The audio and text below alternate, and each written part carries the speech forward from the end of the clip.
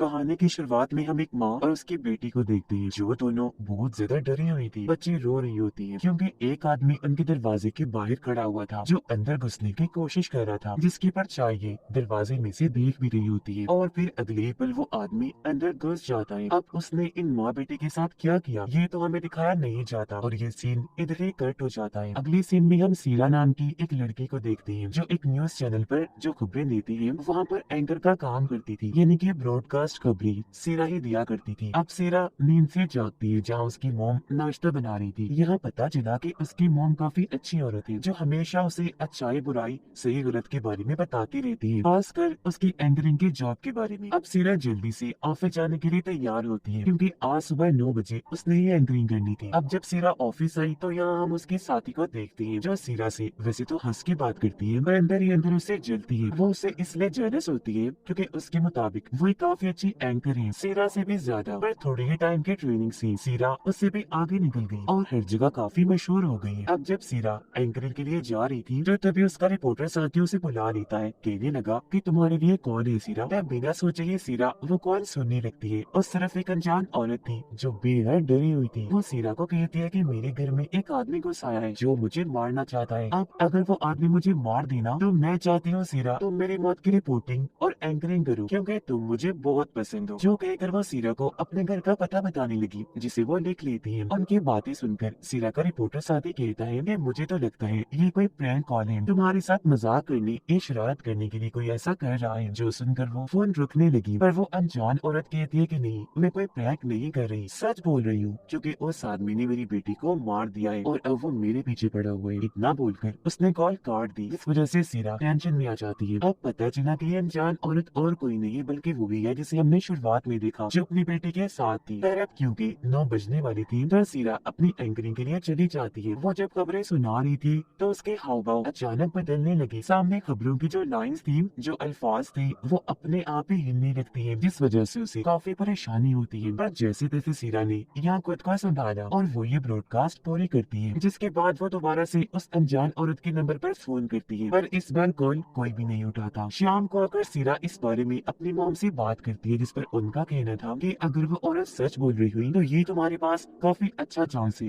एक अच्छी रिपोर्ट बनाने का, इसलिए तुम्हें वहाँ जाकर चेक करना चाहिए। तो अब अपनी मॉम की बात मानकर सीरा उस औरत के बताए हुए पते पर निकल गई और जल्दी उसके घर तक पहुँच जाती है। वो जब अंदर गई तो ये देखकर उसकी होश उड़ गई कि औरत सच बोल रही थी, सच में उसकी बेटी को मार दिया गया था क्योंकि बाथरूम में जब वो गई बाथ टब में बड़ी अजीब तरह उसकी लाश डूबी पड़ी थी जिसे बेदर्दी से मार दिया गया था। और अब जब सीरा कमरे में गई तो वो वहाँ उस अनजान औरत की लाश को भी देखती है जो कमरे में कोने में लटकी हुई थी। अब जल्दी से सीरा इस बारे में सबको बताती है और यहाँ मीडिया और पुलिस वाले भी आ जाते हैं और सीरा को इस हादसे की रिपोर्टिंग करने का मौका मिल जाता है जैसा उस औरत ने कहा था। अब जब औरत की लाश को ले जाया जा रहा था तो सीरा उसका मुंह देखने की कोशिश करती है पर क्योंकि प्लास्टिक शीट में उसे लपेट कर ले जाया जा रहा था तो चेहरा ढका होने की वजह से ये नहीं देख पाती। अब जब वो ऑफिस आई तो उसे औरत की रिपोर्टिंग के साथ साथ एंकरिंग का काम भी दिया जाता है और इस बारे में जब वो ब्रॉडकास्ट कर रही थी तो उसे एक जगह पर औरत का मुंह दिखाई देता है जो बहुत डरावनी लग रही थी क्योंकि अजीब तरह से वो वहाँ बैठी हुई थी, उसके बाल खुले हुए थे जो देखकर सीरा काफी डर जाती है। पर अगले ही पल वो भूत वहाँ से गायब हो गया और सीरा को लगने लगा कि ये जरूर उसी औरत का भूत है जो अब मुझे दिखाई देने लगा है। एंकरिंग करने के बाद वो इस बारे में अपने रिपोर्टर साथी को बताती है कि मुझे इस केस के बारे में अजीब चीजें नजर आ रही हैं, जिस पर रिपोर्टर कहते हैं वो दरअसल तुम इस हादसे से जुड़ी हर चीज को देख रही हो ना, इसी वजह से तुम्हें वह सब नजर आ रहा है और कुछ दिन तक ऐसे नजर आता रहेगा जिसके बाद ये सब दिखना तुम्हें बंद हो जाएगा। अब क्योंकि इस केस से जुड़ी हर चीज को सीरा काफी अच्छे से कर रही थी तो हर कोई उसकी काफी तारीफ करता है। यहाँ तक कि जो डिटेक्टिव इन्हें पुलिस ऑफिसर इस केस पर छानबीन कर रहा था उसका भी इंटरव्यू लेने का मौका सीरा को मिल जाता है, जिस बात से उसके जेलस साथी को भी काफी बुरा लगता है। अब यहाँ इंटरव्यू के दौरान डिटेक्टिव ये बात खोलते हैं कि उस अनजान औरत को और उसकी बेटी को किसी ने नहीं मारा बल्कि ये सब कारनामा उसका अपना है। उसने पहले अपनी बेटी की जान ली जिसके बाद खुद भी अपनी जान ले ली। असल में जब वो औरत जवान थी कॉलेज में पढ़ा करती थी तो वहाँ उसे एक लड़के से प्यार हो गया जिसके बाद उन्होंने शादी कर ली जहाँ उनकी बेटी पैदा हुई। पर एक दिन उसके हस्बैंड ने उसे छोड़ दिया और ये दोनों अकेली पड़ गई। पर इस हादसे की वजह से उसने बहुत टेंशन ले ली, वो डिप्रेशन का शिकार हो गई और उसे दिमाग की एक खतरनाक बीमारी हो गई जिसका हालांकि वो इलाज भी करवा रही थी। पर उस दिन तक आकर उसने पहले अपनी बेटी को खत्म कर दिया फिर लटक कर उसने अपनी भी जान ले ली। यानी कि ये बस सीधा सा ऐसा केस था कि उसने खुद अपनी और बच्चे की जान ले ली, जिसके बारे में घर आकर सीरा अपनी माँ को बताती है, जिस पर उनका कहना था कि देख लो तुम, इसी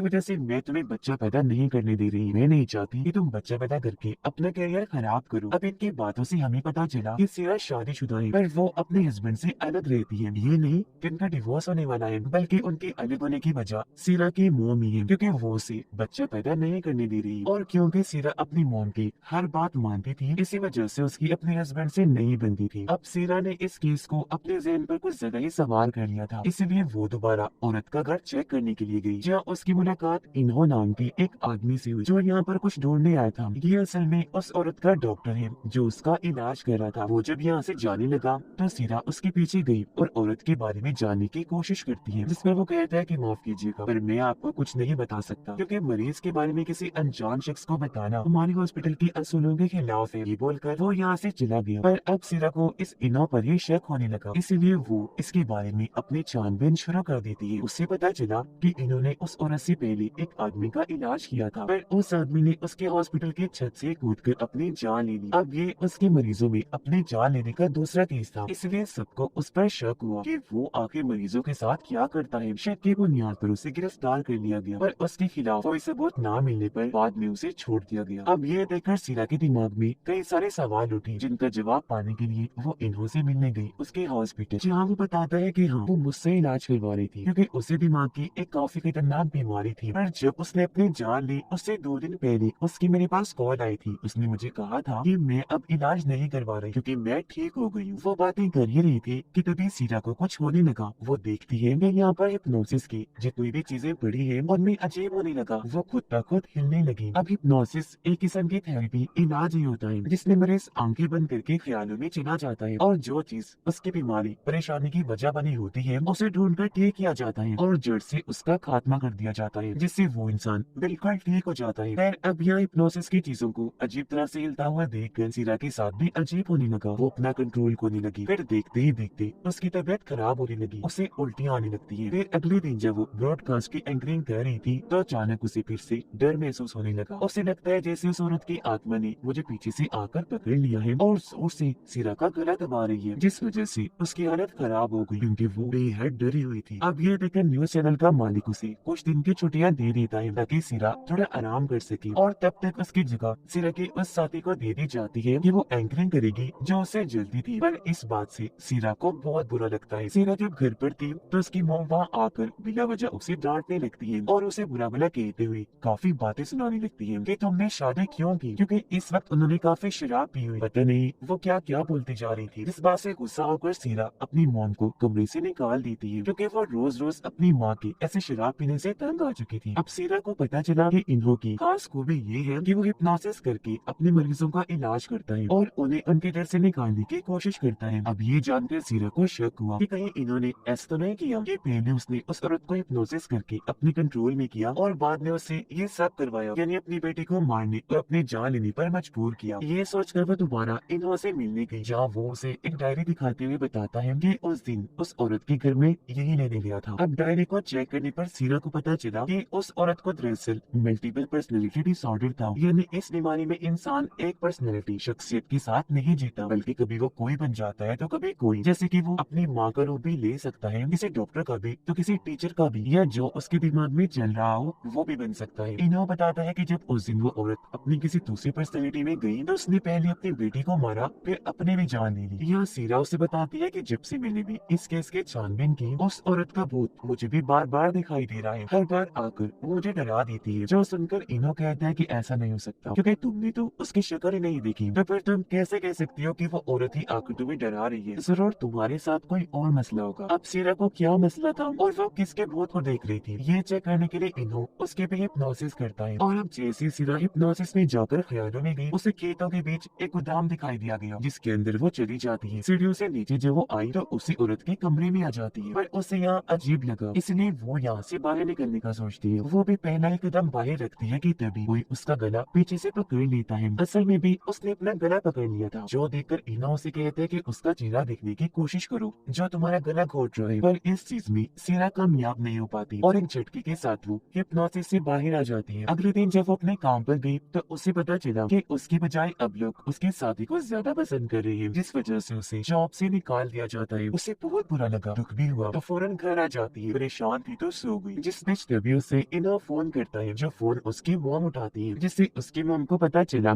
कि सीरा उसे अपना इलाज करवा रही है। जिस पर उसकी मॉम कहती है कि आइंदा के बाद वो तुम्हारे पास आकर अपना कोई इलाज नहीं करवाएगी। अगले दिन सीरा से मिलने उसका हस्बैंड आया, जो उसे साथ चलने को कहता है ताकि वो एक साथ रह सके, पर इस बार भी उसने जाने से साफ साफ मना कर दिया। जिस पर उसका हस्बैंड कहता है कि हमारा रिश्ता टूटने की नौबत पर आ गया है, इस रिश्ते में दरार तुम्हारी माँ की वजह से आई है। जो सुनकर सीरा को बहुत बुरा लगा और वो अपने हस्बैंड पर गुस्सा करके उसे यहाँ से जाने का कहती है। इससे भी जब सीरा और उसका हस्बैंड बाहर आए तो वो देखते हैं कि किसी ने घर के सारे कमरे तोड़ दिए हैं और वहाँ पर एक मैगजीन को भी फाड़ के फेंका हुआ है, जिसमें सीरा की शादी की तस्वीर थी। अब ये देखकर सीरा अपनी मॉम से मिलने उनके दूसरे घर गई, जहाँ पर भी उसकी मॉम नहीं थी, क्योंकि वो तो सीरा के ऑफिस उसकी साथी से मिलने गई थी, जिस बात का शक सीरा को भी हो गया था। उधर इन्हो सीरा के हस्बैंड से मिलने आया, क्योंकि उन्हें कोई बात करनी थी। यहाँ उन्हें पता चला कि सीरा माँ बनने वाली है और उसकी मोम पहली बार न्यूज एंकर रह चुकी है, जहाँ पर सीरा जॉब कर रही थी। सीरा की मोम उस न्यूज चैनल की ऑफिस पहुँच गई थी, जहाँ वो उसके साथी को अकेले में मिलने को बुलाती है और बातों ही बातों में चालाकी से उसके पेट में चाकू घुसा देती है। उधर इन्हो और सीरा का हस्बैंड एक गोदाम में जाते हैं, जो सीरा के मोम के घर के पास ही था। ये जब अंदर गई तो पता चला कि वही गोदाम है जो सीरा ने हिप्नोसिस में देखा था। अब जब ये दोनों इन्हें सीरा का हस्बैंड और इन्हो गोदाम के अंदर गई तो इन्हें वहाँ सीरा की मोम की लाश मिलती है, जो फांसी से लटकी हुई थी, पर लाश की हालत बहुत बुरी हो चुकी थी, वो पूरी तरह गल सड़ गई थी। अब यहाँ सवाल ये उठता है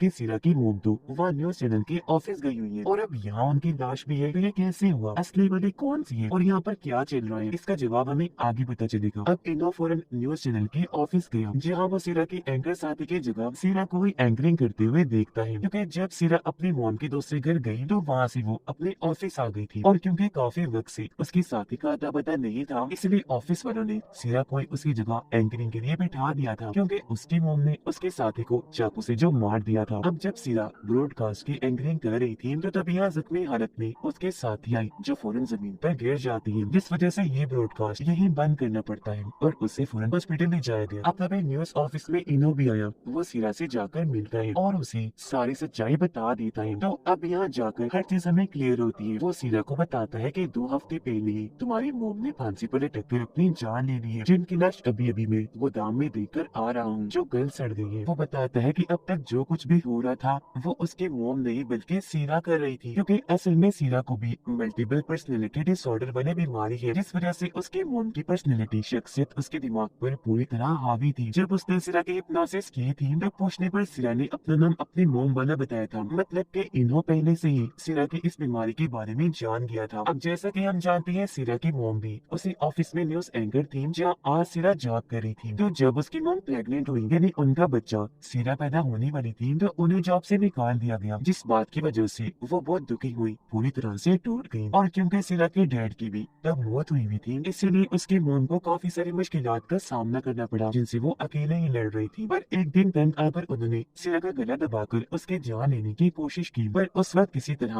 वो बच गई। बस तभी से उसकी मोम डिप्रेशन में चली गई और उन्हें शराब की बुरी लत लग गई। फिर जब सीरा बड़ी होकर अपनी मोम की ही तरह न्यूज एंकर बनी तो उसकी मोम ने उस पर अपना कंट्रोल करने की कोशिश की, क्योंकि वो नहीं चाहती थी कि जैसा मेरे साथ हुआ वो सीरा के साथ भी हो, वो भी मेरी तरह बच्चा पैदा करके अपनी जिंदगी पर बात करी। पर जब सीरा प्रेग्नेंट हुई तो उसने अपनी मोम के पास जाकर इस बारे में बताया, तो उसकी मोम जरा भी खुश नहीं हुई। वो उसे कहती है कि ये बच्चा करके तुमने अच्छा नहीं किया, जिस पर सीरा रोते हुए जवाब देती है कि आपने कौन से मेरे साथ अच्छा किया, बचपन में जो आपने मेरा गला घोटने की कोशिश की उसकी दहशत में मैं आज तक जी रही हूँ। जिसका मतलब कि यही वजह है सीरा को हर वक्त लगता है कि कोई उसका गला घोट कर उसे मारने की कोशिश कर रहा है। अब ये बात सुनकर उसकी मोम को अपनी गलती का एहसास हुआ और वो चुपचाप वहाँ से चली गई और सीधा गोदाम की बेसमेंट में आ गई। फिर थोड़ी देर बाद जब सीरा को अपनी गलती का एहसास हुआ तब वो अपनी मोम से माफी मांगने के लिए वहाँ चली गई, पर वहाँ उसने देखा कि मोम ने फांसी से लटक कर अपनी जान ले ली है और ऐसा उन्होंने शर्मिंदगी और डिप्रेशन की वजह से किया था। जो सदमा सीरा से बर्दाश्त नहीं हुआ, उससे भी शर्मिंदगी हो रही थी, जिससे बचने के लिए उसके दिमाग ने उसकी मोम की पर्सनैलिटी को ही अपने अंदर पैदा कर लिया। और यही वो वक्त था जब सीरा को मल्टीपल पर्सनैलिटी डिसऑर्डर की बीमारी हो गई और इसी के बाद से जो कुछ भी हो रहा था वो सीरा के मुंह नहीं बल्कि खुद सीरा कर रही थी। और इन लोगों को गोदाम में जो लाश मिली थी वो सीरा के मोम के 4 हफ्ते पुरानी थी, जब वो सड़ रही थी। तो अब सीरा को उसके मोम से अलग करने के लिए इन्हों दोबारा से उस पर हिप्नोसिस करता है, जहाँ पर सीरा ने देखा कि मेरी मोम मेरा गला घोट कर मारने की कोशिश कर रही है। ये देखकर इनो से कहता है कि कैसे भी करके अपने मोम को खुद से अलग कर दूं, जिस पर उसने ऐसा किया और उसने ग्लास के कांच से अपने मोम पर हमला करके उन्हें मार दिया। पर हकीकत में उसने खुद को ही कांच मार लिया था, जिसके बाद उसे हॉस्पिटल भेज दिया गया। वो कोमा में जा चुकी थी। फिर 3 हफ्ते बाद उसे होश आई, जहाँ उसे सही सलामत देखकर उसका हस्बैंड बहुत खुश हो जाता है। अब यहाँ हमें पता चला कि सीरा को ये बीमारी